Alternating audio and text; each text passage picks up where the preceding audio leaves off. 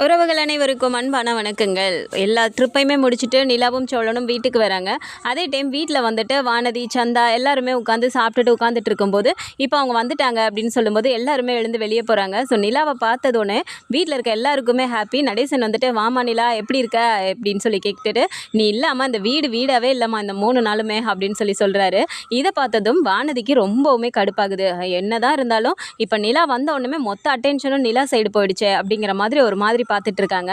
அப்போ நிலா இருந்துட்டு, என்ன அங்கிள் நீங்கள் ஒழுங்காக சாப்பிட்டீங்களா, நீங்கள் எப்படி இருக்கீங்க அப்படிங்கிறாங்க. அதுக்கு என்னம்மா நான் நல்லா தான் இருக்கேன் அப்படின்னு சொல்லும்போது நேராக இப்போ சந்தா கிட்ட போயிடுறாங்க. விஷயம்லாம் நானும் கேள்விப்பட்டேன் சந்தா, ரொம்ப கஷ்டமாக இருந்துச்சு, பார்த்து இனிமேல் ஓகே தானே, ஒன்றும் பிரச்சனை இல்லைல்ல அப்படின்றாங்க.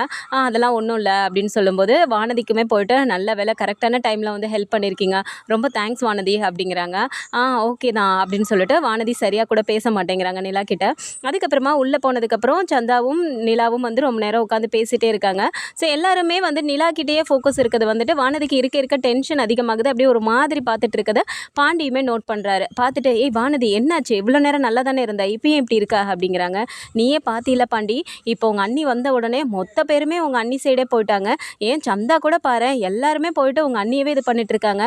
அப்போலாம் நான் ஒன்றுமே இல்லைங்கிற மாதிரி ஆயிடுச்சுல, இவ்வளோ நேரம் என்னை பார்த்து பேசிகிட்டு இருந்தவங்க எல்லாரும் இப்போ உங்கள் அண்ணி சைடு போயிட்டாங்க, ஏதோ ஏஞ்சல் மாதிரி நினச்சிட்டு இப்படிலாம் பண்ணுறாங்க பாத்தியா, அவங்க இருந்தாங்கன்னா எனக்கு இந்த வீட்டில் இம்பார்ட்டன்ஸே இல்லை அப்படிங்கிறாங்க. வானதி நீ ஏன் இப்படிலாம் பேசிகிட்டு இருக்க, சரி விடு, நீங்கள் இருந்தால் இப்படியே தான் பேசிகிட்டே இருப்பா, நம்ம கிளம்பலாம் அப்படின்னு சொல்லிட்டு வானதியை கூட்டிகிட்டு பாண்டி கிளம்புறேன்னு சொல்கிறாரு. அதே டைம் சந்தாவுமே அனீஷ் வந்துட்டு, நானுங்களும் கிளம்புறோம், பிரச்சனை கொஞ்சம் இப்போதைக்கு சால்வ் ஆகிருக்கு, அவங்க கிளம்பிட்டாங்க, நாங்களும் எங்கள் வீட்டுக்கே போகிறோம் அப்படின்னு சொல்லும்போது சேரனுமே சரி பார்த்து பத்திரமா போயிட்டு வாங்க, நான் வேணால் வரவா அப்படிங்கிறாங்க. அதெல்லாம் பரவாயில்ல பையா, பக்கத்தில் தானே, நான் போய்க்கிறேன் அப்படின்னு சொல்லிட்டு இப்போ சந்தாவை கூட்டிகிட்டு கிளம்பி போயிடுறாங்க. உடனே வந்துட்டு இப்போ பாண்டியுமே கூட்டிகிட்டு வானதி வந்து கிளம்பலாம் அப்படிங்கும்போது, நான் போய் கூட்டிட்டு வந்துடுறேனே அப்படின்னு சொல்லிட்டு பாண்டியுமே கிளம்புறாரு. ஸோ அவங்க ஒரு மாதிரி முகத்தை வச்சுட்டு இருக்கும்போது, நீ வா, இருக்க லேட் ஆகிட்டு நைட் டைம் வேற, வா நம்ம வீட்டுக்கு போகலாம், நீங்கள் இருந்தீங்கன்னா இப்படியே தான் யோசிச்சுட்டு இருப்ப, அவங்க 3 நாள் கழிச்சு வந்திருக்காங்க, அதனால அவங்க கிட்ட எல்லாரும் பேசுகிறாங்க, நீ ஏன் வானதி இப்படியே நினைக்கிற அப்படின்னு சொல்லி சமாதானப்படுத்தி அவர் கூட்டிட்டுமே போடுறாரு. ஸோ வீட்டில் வந்துட்டு நைட்டு படுத்ததுக்கப்புறமா சோழனுக்கு சந்தோஷம் தாங்க முடியல. அங்கே ட்ரிப்பில் நடந்த எல்லா விஷயத்தையும் நினச்சி அவர் பாட்டுக்கு சிரிச்சிட்டு இருக்காரு. அந்த டைமில் பல்லவன் வந்துட்டு, ஆனால் நாளைக்கு நான் காலேஜில் வந்துட்டு அவார்டு வாங்க போகிறேனே, மெடல்லாம் வாங்க போகிறேன், அதனால் எல்லாருமே நாளைக்கு வந்துடுனேன் அப்படிங்கிறாங்க. அதை சொல்லிட்டியடா, கண்டிப்பாக வந்துடுவோம் அப்படிங்கிறாங்க. ஏன்னா நான் அவார்டு வாங்க போகிறத நினச்சானே இப்படி சிரிச்சிட்டு இருக்க, நீ சந்தோஷமா அப்படிங்கிறாங்க. டேய், நீ வாங்க போகிறத நினச்சி நான் ஏன்டா அவ்வளோ சந்தோஷமாக இருக்க போகிறேன் அப்படின்னு சொல்லி சொல்கிறாரு. உடனே பாண்டி பார்த்துட்டு, அப்புறம் எதுக்குடா இப்படி பல்ல காட்டிகிட்டு இருக்க அப்படின்னு சொல்லி கேட்குறாங்க.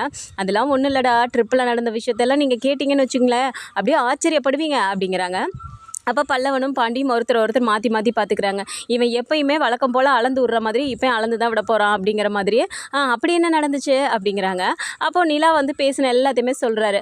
நிலா வந்துட்டு, நாங்கள் ஒரே ரூமில் இருந்தோம், பக்கத்தில் உட்காந்து பேசிகிட்டு இருந்தோம், அவங்க கேட்டதுக்கெல்லாம் அவங்க எப்போ குழந்தை பெற்றுக்க போகிறீங்கலாம் கூட கேட்டாங்க, அப்போ கூட என் ஒய்ஃபாக இருந்து அவள் பதில் சொன்னா தெரியுமா, சூப்பராக ஹேண்டில் பண்ணா, அதெல்லாம் ரொம்ப சந்தோஷமாக இருந்துச்சு அப்படின்னு சொல்லிட்டு, இனிமே நிலாவை வந்துட்டு நீ வா போனே என்னை பேச சொல்லிட்டா தெரியுமா அப்படின்னு சொன்னோடனே இவங்க 2 பேரும் பயங்கரமாக மாற்றி சிரிக்க ஆரம்பிச்சிடுறாங்க. இதை பார்த்ததுமே சோழன் எழுந்து உட்காந்துட்டு, டே என்னடா நான் என்ன காமெடியாக சொல்லிட்டு இருக்கேன், நீங்கள் 2 பேர் சிரிச்சிட்டு இருக்கீங்க அப்படிங்கிறாங்க. இல்லைடா, நீ அளந்து விடுவான்னு எப்படியும் எங்களுக்கு தெரியும், ஆனால் இந்த அளவுக்கு அளந்து விடுற பற்றியா, அதாண்டா தாங்க முடியல அப்படின்னு பாண்டி சொல்கிறாரு. இப்போ என்னடா நான் அளந்து விட்டுட்டேன் அப்படிங்கிறாங்க. ஏண்டா நீ ஏங்கன்னு 3 வாட்டி கூப்பிட்டா கூட அவங்க திரும்பி பார்க்க மாட்டாங்க, இதில் அவங்க உன்னை வந்துட்டு நீ போவான்னு நீ பேசுனீன்னா அவங்க என்னன்னு கேட்பாங்களா, இது அவங்களே வேற சொன்னாங்கன்னு வேற சொல்கிறியா, டே போடா சும்மா ஏதாவது பேசிகிட்டு இருப்பேன், எங்களுக்கு தூக்கம் வருது, டே பல்லவா நீ காலையில் காலேஜ் கிளம்பணும்ல, நீ தூங்குடா அப்படின்னா, ஆமாண்ணா எனக்கும் தூக்கம் வருது அப்படின்னு சொல்லிட்டு படுத்துடுறாங்க. ஸோ அதே டைம் சேரன் கிட்ட சொல்லலான்னு திரும்பும்போது அவர் ஆல்ரெடி தூங்குன மாதிரி இருக்கும்போது, அது எப்படி தான் நான் ஒரு விஷயத்த சொன்னால் மட்டும் எல்லாருக்கும் படுத்த உடனே தூக்கம் வந்துடுதோ தெரியல அப்படின்னு சொல்லிட்டு அவருமே படுத்துடுறாரு. அதுக்கப்புறமா மறுநாள் காலையில் ஆகிடுது. காலையில் சேரன் போயிட்டு விளக்கேற்றி சாமி கும்பிட்டுட்டு இருக்கும்போது பல்லவன் ரெடி ஆகியே வந்துடுறாரு. அப்போது பாண்டியுமே உட்காந்துட்டு இருக்கும்போது சோழன் வந்து பல்லவன் கிட்ட ஒரு பர்ஃப்யூம் எடுத்துகிட்டு வந்து கொடுக்குறாரு. இந்தடா இந்த பர்ஃப்யூம் தானே நீ கேட்டுகிட்டே இருந்த, இன்றைக்கி மெடல்லாம் வாங்க போகிற, இதை நம்ம சூப்பராக போட்டுட்டு போடா அப்படின்னு சொல்லும்போது அவர் பயங்கரமாக நிறைய அவர் ஸ்ப்ரே பண்ணிகிட்டே இருக்காரு. அதை பார்த்த சோழன், டே என்னடா இப்படி ஸ்ப்ரே பண்ணிட்டு இருக்க, பேசாமல் ஒரு பக்கெட்டில் தண்ணி எடுத்துகிட்டு வரேன், நீ அதில் ஃபுல்லாக அடிச்சுட்டு அதை அப்படியே ஊற்றி குளிச்சுட்டு போய்ட்றியா அப்படிங்கிறாங்க. பல்லவன் அப்படியே பார்க்குறாங்க. பின் என்னடா பேருக்கு லைட்டாக அடிக்க அடிக்கணும்டா, இது கொஞ்சம் அடித்தாலே எப்படி ஸ்மெல் வரும் தெரியுமா? இந்த பெர்ஃப்யூம் நான் எதுக்கு வாங்கினேன்னா இதை போட்டால் நிலாவுக்கு ரொம்ப பிடிக்கும்னு சொன்னான், அதனால தான் நான் இதை வாங்கினேனே அப்படிங்கிறாங்க. இதை பார்த்ததுமே இன்னுமே பாண்டிக்கு சிரிப்பு வருது. என்னடா நைட்லேருந்து கதையாக அளந்து விட்டுட்ருக்கியே அப்படிங்கிறாங்க. டேய், நான் சொல்கிறதெல்லாம் நீங்கள் பொய்ன்னு நினச்சிட்டு இருக்கீங்களே, நான் இப்போயே உங்களுக்கு நிரூபிக்கிறேன்டா அப்படின்னு சொல்லிட்டு நிலா நிலா நிலான்னு கூப்பிட்டுட்டே இருக்காரு. அப்போ உள்ளே இருந்துட்டு நிலா வந்து சோழன் அப்படிங்கிறாங்க. ஒரு நிமிஷம் இங்கே வாயேன் அப்படிங்கிறாங்க. இதோ வரேன் அப்படிங்கிறாங்க. அப்போ இதை பார்த்த உடனே 3 பேருக்குமே அப்படியே ஆச்சரியமாக இருக்குது. சேரனுமே வந்து பார்க்குறாரு, என்னடா இவன் நிலா நிலான்னு இப்படி கத்திட்டு இருக்கான், நிலான்லாம் இவன் கூப்பிட மாட்டானே அப்படின்னு சொல்லிட்டு அவருமே வந்து பார்க்குறாரு. இவங்க 2 பேருக்கு அப்படியே ஒரு மாதிரி ஷாக்கிங்லேயே பார்த்துட்டு இருக்காங்க. நிலா அங்கேருந்து வந்தோடனே, என்ன சோழன் எதுக்கு கூப்பிட்டீங்க அப்படிங்கிறாங்க. அது ஒன்றும் இல்லை நிலா, அன்னைக்கு நம்ம காரில் போயிட்டு இருக்கும்போது இந்த பர்ஃப்யூம் ஸ்மெல் உனக்கு பிடிச்சிருக்குன்னு சொன்னில்ல, பாரேன் எப்படி இருக்குன்னு பாரேன் அப்படிங்கிறாரு. சரி, நான் அவங்களும் கையில் வந்துட்டு ஸ்ப்ரே பண்ணி பார்த்துட்டு சூப்பராக இருக்குது சோழன் அப்படிங்கிறாங்க. அன்னைக்கு நீ சொன்னில்ல காரில் போகும்போது, அதனால தான் இதையே வாங்கினேன் அப்படிங்கிறாரு. ஓ அப்படியா அப்படின்னு சொல்லும்போது இவங்க 2 பேருக்கும் பயங்கரமாக ஷாக் ஆகுது. சேரனுக்கு அதுக்கு மேலே இருக்குது. என்னடா இவன் இப்படி சகஜமாக பேசுகிறான், நிலா அதுக்கு ஒன்றுமே சொல்ல மாட்டேங்குது அப்படிங்கிற மாதிரி இருக்குது.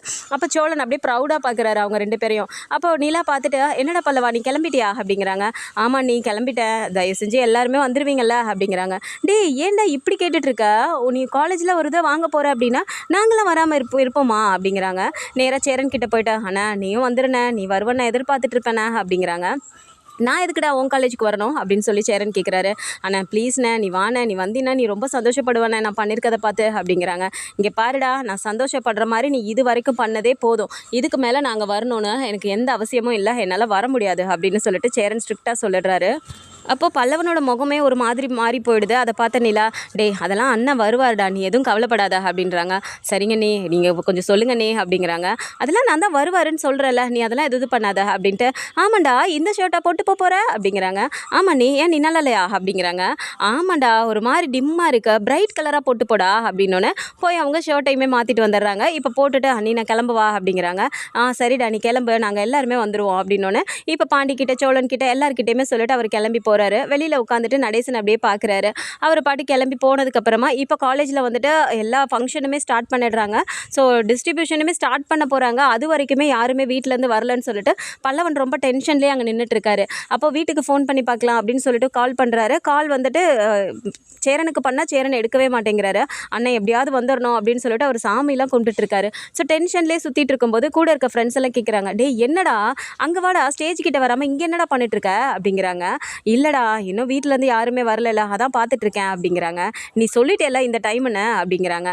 அதெல்லாம் கரெக்டாக இந்த டைமெல்லாம் சொல்லிட்டு தாண்டா வந்தேன், எல்லாருமே வந்துடுறேன்னு தான் சொன்னாங்க, ஆனால் இன்னுமே யாரையுமே காணோமேடா அப்படிங்கிறாங்க. நீ அதெல்லாம் டென்ஷன் ஆகாதடா, அதான் நீ சொல்லிட்டீல கண்டிப்பாக வருவாங்க, நீ வாடா அப்படின்னு சொல்லிட்டு இப்போ அவங்க கூட்டிகிட்டு போயிடுறாங்க. அங்கே போனாலும் திரும்பி என்ட்ரன்ஸே அவர் பார்த்துட்டே இருக்காரு, வராங்களான்னு சொல்லிட்டு. ஸோ எல்லாருமே வந்துட்டு கார் வருது அப்படிங்கும்போதே பல்லவனுக்கு வந்து அப்படியே சந்தோஷமாயிருது. அங்கேருந்து வேகமாக டே வந்துட்டாங்கடா சோழன் கார் தான் அது அப்படின்னு சொல்லிட்டு வேகமாக வராரு. அப்போ ஃப்ரெண்ட்ஸுமே கூடவே வராங்க.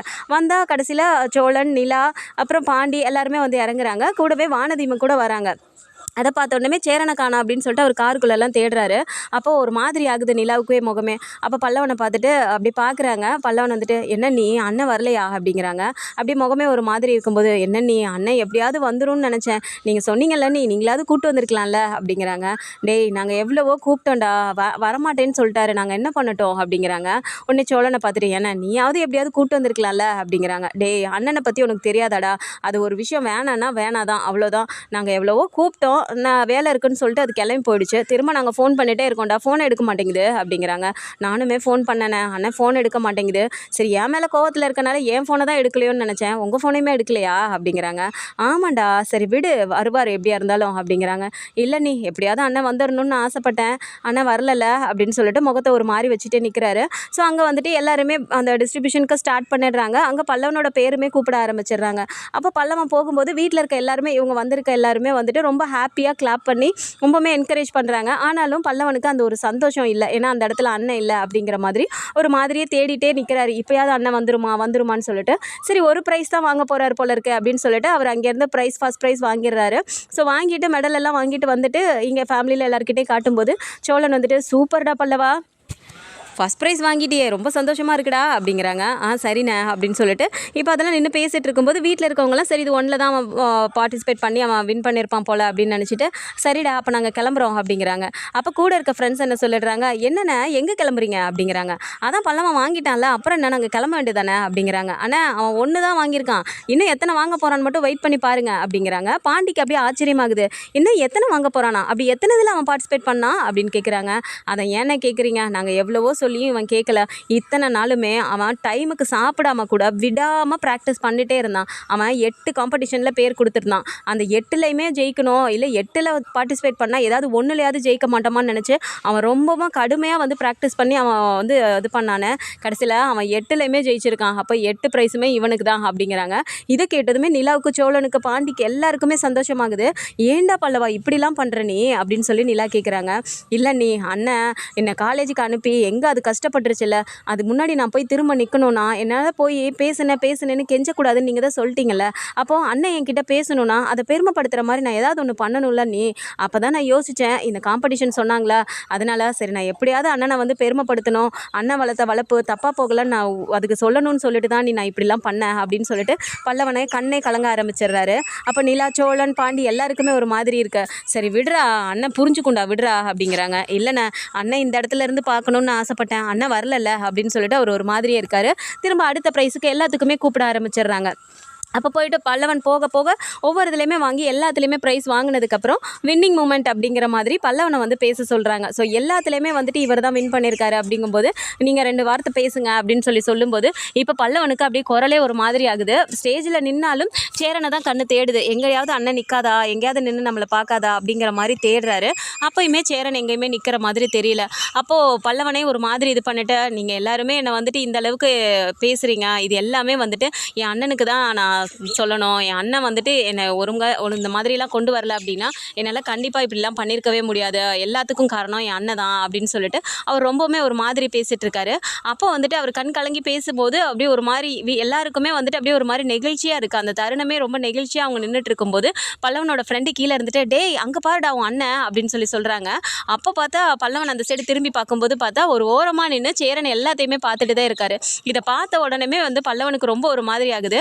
டக்குன்னு ஸ்டேஜ்லேருந்து அவர் கீழே குதிக்கிறாரு. எல்லாருமே ஒரு மாதிரி பார்க்குறாங்க, என்னடா எல்லாருமே இப்படி ஓடி போகிறானே அப்படின்னு பார்க்கும்போது வேகமாக ஓடி போயிட்டு அங்கேருந்து சேரனை கையை பிடிச்சி கூட்டிகிட்டு வர்றாரு. அண்ணா நீ வானே அப்படின்னு சொல்லிட்டு டேய் விடுறா அதெல்லாம் ஒன்றும் இல்லை நான் சும்மா தான் வந்தேன் அப்படிங்கிறாங்க. அண்ணா இவ்வளோ தூரம் வந்துட்டீல எனக்காக தானே நான் வந்தேன், நீ வானே அப்படின்னு சொல்லிட்டு கையை பிடிச்சி வேகமாக கூட்டிகிட்டு போயிட்டு ஸ்டேஜுக்கே கூட்டிகிட்டு போகிறாரு.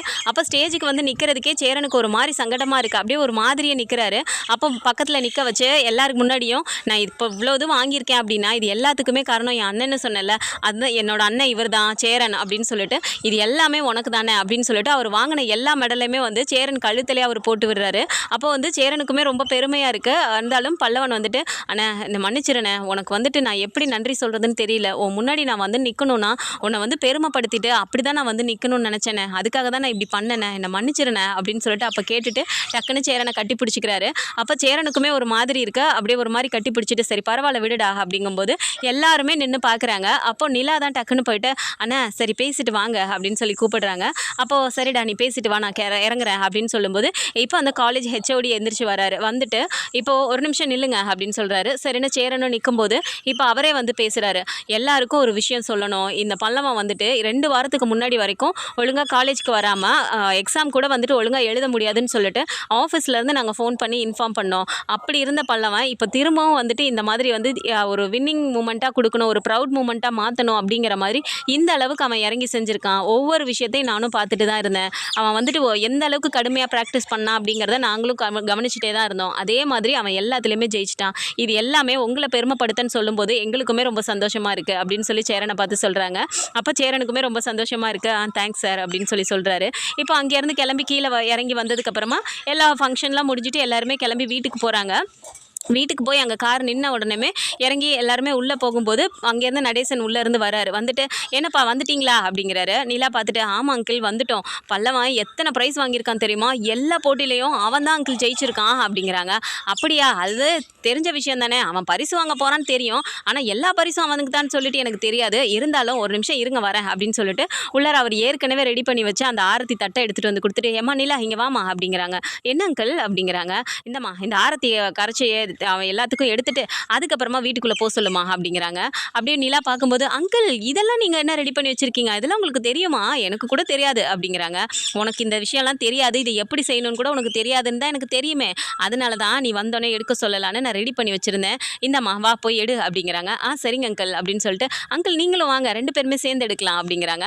சரிம்மா இதான் வரேன் அப்படின்னு சொல்லிட்டு இப்போது நடேசனும் நிலாவும் சேர்ந்து இப்போ வந்து பல்லவனுக்கு எடுக்க போகிறாங்க. அப்போ டக்குன்னு வந்துட்டு நடேசன் என்ன சொல்லிடுறாரு, டே சேரா சோழா பாண்டி எல்லாருமே சேர்ந்து நில்லுங்க, உங்கள் 4 பேருக்கு சேர்ந்து எடுக்கிறோம், இன்னையோட உங்கள் 4 பேருக்கு எந்த பிரச்சனையும் இல்லாமல் இருக்க இன்னும் மேலே மேலே நீங்கள் முன்னேறி வந்துக்கிட்டே இருக்கணும், எல்லாமே நல்லதாக நடக்கணும், உங்களுக்கு இது வரைக்கும் இருந்த எல்லா அதிர்ஷ்டியும் கழியட்டும் அப்படின்னு சொல்லிட்டு சுற்றி எல்லாரும் உள்ளே போங்க அப்படின்னு சொல்லி உள்ளார அனுப்பி வச்சுட்டு இவங்க கொண்டு போய் வெளியே ஊற்றுறாங்க.